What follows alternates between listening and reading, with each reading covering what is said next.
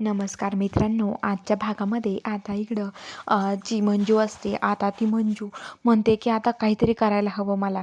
आणि इकडं सावी बाहेर रडत बसलेली असते. तिला खूप टेन्शन येतं आणि ती रडत रडत तशीच आता मुजुमदारांच्या घरी जायला निघते. आणि जी मंजू आहे, आता मंजू तिथे येते. मंजू आता तिथे थांबलेली असते.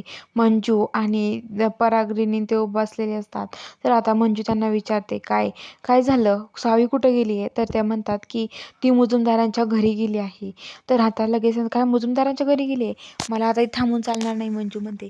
मला पण तिच्याकडे जावं लागेल, असं मंजू म्हणते. आणि आता इकडं जी हिरा आहे ती धैर्यला म्हणते की धैर्य, काय होतंय तुम्हाला? धैर्य म्हणत असतो की मला माझ्या सावीकडे जायचं आहे, मला सावीकडे जाऊ द्या ना, असं तो म्हणत असतो. तर आता लगेच इरा म्हणते की नाही धैर्य, अहो तुम्हाला सावीकडे नाही जाता येणार. आता तुम्ही फक्त एक गोळी घ्या, मग तुम्ही बरे होता लवकर आणि मग तुम्ही सावीकडे जा, असं म्हणते. आणि ती धैर्याला जी गोळी असते झोपीची ती गोळी देते. आणि धैर्य पण आता ती गोळी घेतो आणि त्याला कधी झोप लागून जाते हे पण त्याला कळत नाही आणि तो तिथे झोपून राहतो.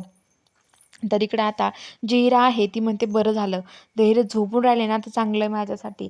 तर आता इकडं जी सावी आहे तिला आता सांगितलेलं असं धैर्य त्यांच्या घरी यायला तिला परवानगी नसते, तरी सावी तिथे येते. आणि तिथे आल्यावरती आता जी सावी आहे ती आतमध्ये जायला लागते. तेवढ्या तिथे पोलीस आणि ते उभा असतात. ते म्हणतात की तुम्हाला आतमध्ये जाता येणार नाही, हे बघा तुमचा आणि ह्या घराचा काही संबंध नाही आता, त्यामुळं तुम्हाला ह्या घरात आतमध्ये जाऊन देणार नाही आम्ही, असं ते म्हणतात. तर आता लगेच सावी म्हणते की नाही नाही, मला जायचं आहे, मला एकदाच फक्त माझ्या डोळ्यांनी बघायचं आहे धैर्यांचं बरं आहे की नाही, मला जाऊ द्या तुम्ही आतमध्ये, असं सावी म्हणते.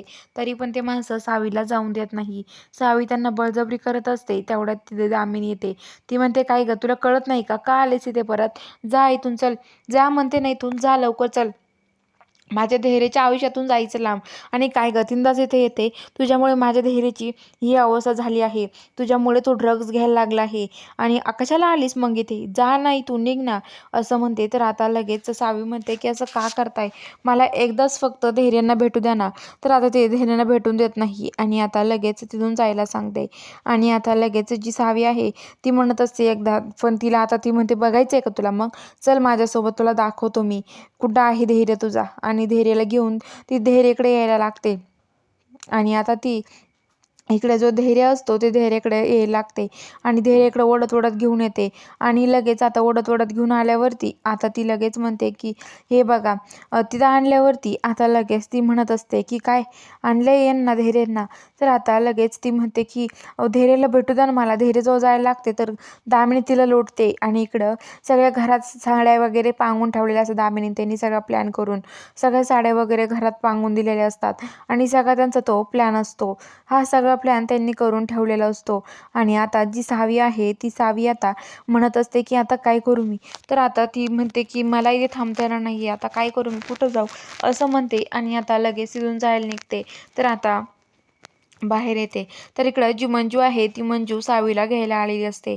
ती म्हणते सावी चल, तुला घेण्यासाठी मी इथे आले, कशाला इथे आले, तुला म्हटलं होतं नको येऊ इथे.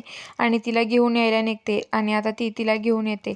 आणि आता सावी तिला घेऊन आल्यावरती आता इकडं जी सावीच्या आईन त्या आहेत, आईन त्यांना विनवणी करत असतात. जे हे असतात पोलीस आणि ते वकील असतात, वकिलांना विनंत्या करत असते की म्हणत असते की तुम्ही हे करा ना, तुम्ही म्हणा ना, ओ का असं करताय तुम्ही, अहो लढा ना आमची सावीची केस. तर ते म्हणतात की नाही, हे बघा आम्ही त्यांची केस लढू नाही शकत, आम्ही का त्यांची केस लढू, आम्ही नाही लढू शकत त्यांची केस, असं म्हणत असते. आणि आता लगेच म्हणतात ठीक आहे, तुम्हाला असंच वाटतंय का.